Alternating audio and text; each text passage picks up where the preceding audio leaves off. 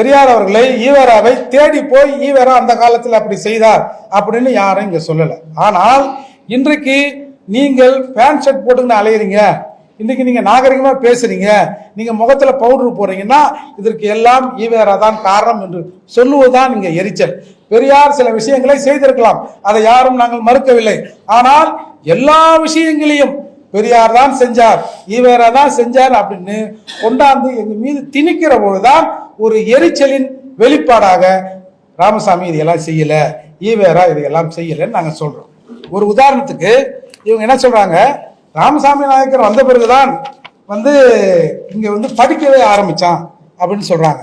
அப்போ எங்க அப்பாவை படிக்க வச்சது யாரு, எங்க தாத்தாவை படிக்க வச்சது யாரு, ரெட்டமலை சீனிவாசனை படிக்க வச்சது யாருன்னு ஒரு அறிவுபூர்வமான கேள்வியை எழுப்புறோம். அதுக்கு நீங்க பதில் சொல்லுங்க.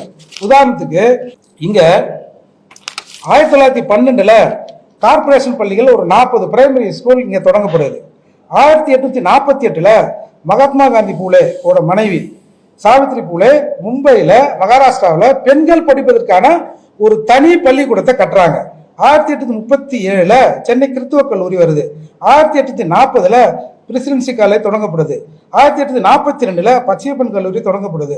1914 Queen Mary's, 1915 Women's Christian College, 1925 Loyola, 1946 Vivekananda, 1947 Stella Mary's. இந்த எந்த காலேஜுக்காவது ஈவேரா ஃபவுண்டர்னு சொல்ல முடியுமா? ஈவேரா சில விஷயங்களை செஞ்சிருப்பாங்க, நாங்க மறுக்கல. யாருமே தமிழ்நாட்டில் தமிழர்கள் யாரும் அதை மறுக்கல. நாங்க மொழியா இனமா அவர் வேற ஆளா, தமிழரா, தெலுங்கரா, கன்னடரா அப்படிலாம் நாங்க பார்க்கல. ஆனால் ஒவ்வொன்றுத்திலும் அவரை கொண்டாந்து திணிக்கிற போது அந்த எரிச்சலின் வெளிப்பாடு தான் இது. எனவே இதற்கு மறைமுகமாக ஆளுகின்ற திமுக அரசு இவர்களுக்கு ஒரு சப்போர்ட் பண்ணுது. நான் என்ன கேட்கிறேன், சீமான் ஒரு கருத்தை சொல்லிட்டார். சீமான் நீலாங்கல்ல இருக்கிறார். சீமானின் வீட்டை கடந்து போவதற்கு கிட்டத்தட்ட ஒரு 30-40 வீடுகளை கடந்து போகணும். சரி, சீமான் தானே பேசினாரு. அந்த வீட்டில் இருக்கிறவங்களாம் என்ன பண்ணாங்க? அந்த ஏரியாவை டென்ஷன் ஆக்குறீங்க. அதாவது இந்த அவதூறு வழக்குகளில் உங்களுக்கு ஒரு ஃபேமஸான ஒரு வழக்கு இருக்கு, வைகோ அவர்கள் வழக்கு. அந்த வழக்கில் நீதிபதி அவர்கள் கேட்கிறார், வைகோ அவர்கள் பேசிய பிறகு இந்த பேச்சால் ஏதாவது ஒரு சண்டை ஒரு கலவரம் ஏதாவது வந்ததா அப்படின்ற போது போலீஸால் அதற்கு எஃப்ஐஆரை காட்ட முடியல. எனவே அந்த வழக்கு தள்ளுபடி செய்யப்பட்டு வைகோ அவர்கள் விடுதலையாகப்பட்டார்.